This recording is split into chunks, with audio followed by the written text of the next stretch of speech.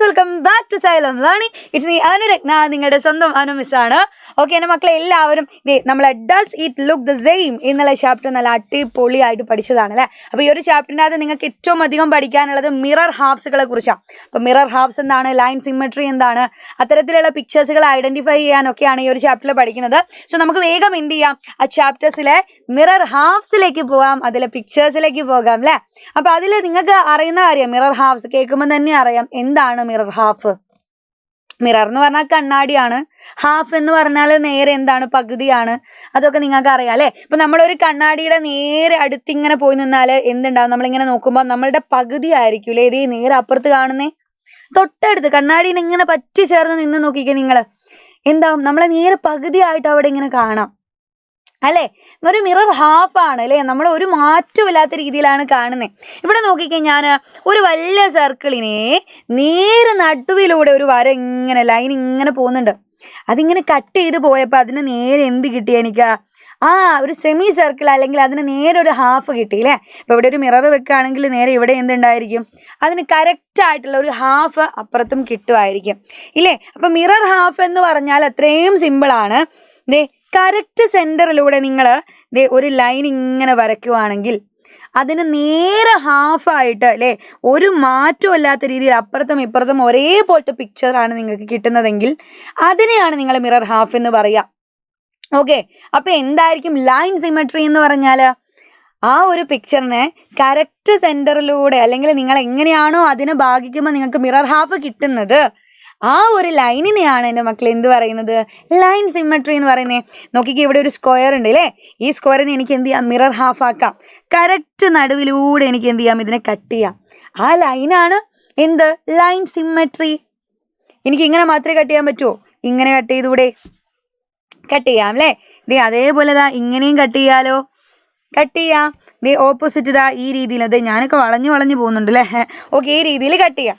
അപ്പം അങ്ങനെ പല രീതിയിലും എൻ്റെ മക്കൾക്ക് എന്ത് ചെയ്യാം, ലൈൻ സിമ്മട്രികൾ യൂസ് ചെയ്തിട്ട് നമുക്ക് ഒരു പിക്ചറിനെ മിറർ ഹാഫ് ആക്കിയിട്ട് മാറ്റാം. അപ്പം നമ്മളുടെ ടെക്സ്റ്റ് ബുക്കിൽ നിങ്ങൾക്ക് കാണിച്ചു തന്ന ഒരു മിറർ ഹാഫിൻ്റെ പിക്ചറാണ് നമ്മളെ ബോർഡിലുള്ളത് അല്ലേ.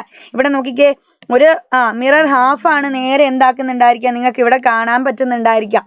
ഒരു ട്രയാങ്കിള്, അതിന് 3 ആംഗിളിലും ഓരോ സർക്കിൾസ് ഉണ്ട്. പക്ഷെ നേരെ ഒരു ലൈൻ സിമെട്രി വരച്ചിട്ട് അല്ലേ, അത് നേരെ മടക്കി വെച്ച പോലെ ഉണ്ട്, ശരിയല്ലേ. ഇത് നേരെ മടക്കി ഇപ്പുറത്തേക്ക് ഫോൾഡ് ചെയ്ത് വെച്ച പോലെയാണ് അവിടെ നിങ്ങൾക്ക് പിക്ചർ കാണാൻ പറ്റുന്നത്. ശരിക്കും പറഞ്ഞാൽ ഈ ഒരു പിക്ചർ എന്താണ്, അതിൻ്റെ മിറർ ഹാഫാണ് അല്ലേ. ഇതിനെ ഇപ്പുറത്തേക്കും കറക്റ്റായിട്ട് എന്താക്കാൻ പറ്റും, ഇവിടെ ഒരു പകുതി നമുക്ക് വരയ്ക്കാൻ പറ്റും, ശരിയല്ലേ.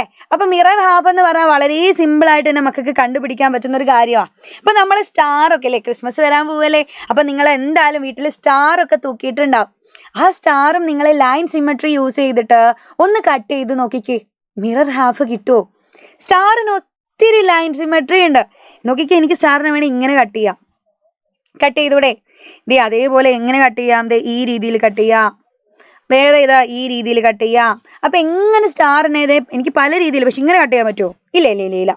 അപ്പോൾ ഒരു നേരെ ഇങ്ങനെ വരച്ച പോലെ നമ്മൾ ഒരു കോർണറിൽ നിന്ന് മറ്റൊരു കോർണറിലേക്ക് കറക്റ്റായിട്ട് ഈ രീതിയിൽ ഇങ്ങനെയൊക്കെ വരച്ച് നമുക്ക് എന്ത് ചെയ്യാം, ലൈൻ സിമെട്രി വരച്ചിട്ട് അതിനെ കറക്റ്റ് മിറർ ഹാഫ് ആക്കി മാറ്റാൻ പറ്റും. ഇനി നിങ്ങൾ എന്തായാലും നിങ്ങളുടെ സമയമാണ് അല്ലേ. അപ്പം എന്താണ് ലൈൻ സിമെട്രി എന്ന് അറിയാം, എന്താണ് മിറർ ഹാഫ് എന്നൊക്കെ എൻ്റെ കുട്ടിയൊക്കെ അറിയാം. അങ്ങനെയാണെങ്കിൽ നമ്മുടെ ബോർഡിൽ കാണുന്ന 3 പിക്ചേഴ്സിൽ ഏതൊക്കെയാണ് മിറർ ഹാഫ് എന്ന് നിങ്ങൾ സെലക്ട് ചെയ്യണം. പക്ഷെ നിങ്ങൾ ശ്രദ്ധിക്കേണ്ട ഒരു കാര്യം, ഞാൻ ഒരെണ്ണം വേണമെങ്കിൽ പറഞ്ഞു തരാം. ഇവിടെ നോക്കിക്കേ, ഇവിടെ നമുക്ക് ആദ്യത്തെ പിക്ചറിൽ നിങ്ങൾ ശ്രദ്ധിച്ച് നോക്കിയാൽ കാണാം, മിറർ ഹാഫ് ആണെങ്കിൽ നിങ്ങൾക്ക് കളറും ഒരേപോലെ വരണം. ഇപ്പം നേരെ ഇതിലാണ് ഇവിടെ മുറിക്കുന്നത് അല്ലേ. പക്ഷെ നിങ്ങൾ ശ്രദ്ധിച്ച് നോക്കിക്കേ, ഇവിടെ ബ്ലൂ കളർ ഉണ്ട് അല്ലേ. പക്ഷെ അത് മുറിച്ച് ഇപ്പുറത്തെത്തിയപ്പോൾ അവിടെ ബ്ലൂ കളർ ഉണ്ടോ, ഇല്ല. അവിടെ എന്തേ ഉള്ളൂ, വൈറ്റ് കളറേ ഉള്ളൂ. അപ്പോൾ ഇവിടെ ബ്ലൂ ആണ്, ഇവിടെ വൈറ്റ് ആണ്. അപ്പം അത് മിറർ ഹാഫ് ആയിരിക്കുമോ, അപ്പോൾ അത് നിങ്ങൾ ആൻസർ പറയേണ്ടതാണ്. അപ്പോൾ അതുപോലെ ഇവിടെ 2 പിക്ചേഴ്സിനെയും എന്ത് ചെയ്തിട്ടുണ്ട്, കറക്റ്റ് ഹാഫ് ആക്കി മുറിച്ചിട്ടുണ്ട് അല്ലേ. ഇതൊരു ബട്ടർഫ്ലൈ ആണല്ലേ. അപ്പോൾ അതൊക്കെ കൃത്യമായിട്ട് ശ്രദ്ധിക്കുക. എന്തെങ്കിലും കളറിലുള്ള ചേഞ്ച് പോലും മിറർ ഹാഫുകൾ അല്ലാതാക്കും. അപ്പോൾ നിങ്ങൾ എന്ത് ചെയ്യണം, കൃത്യമായിട്ട് ഈ 3 പിക്ചറിൽ ഏതൊക്കെയാണ് മിറർ ഹാഫ് എന്നുള്ളത് നിങ്ങൾ എന്ത് ചെയ്യുക, കമൻറ്റ് ബോക്സിൽ ഒന്ന് പറയുക. അപ്പോൾ വളരെ സിമ്പിൾ ആയിട്ടുള്ള ഒരു ചാപ്റ്ററാണ് ഈ ഒരു ചാപ്റ്റർ. ഇതിൽ ഒത്തിരി കാര്യങ്ങൾ ഇനിയും പറയാനുണ്ട്. അപ്പോൾ അതൊക്കെ ആയിട്ട് മിസ് നെക്സ്റ്റ് ക്ലാസ്സിൽ വരുന്നതായിരിക്കും. അതുവരെ ടാറ്റാ, ബൈ ബൈ.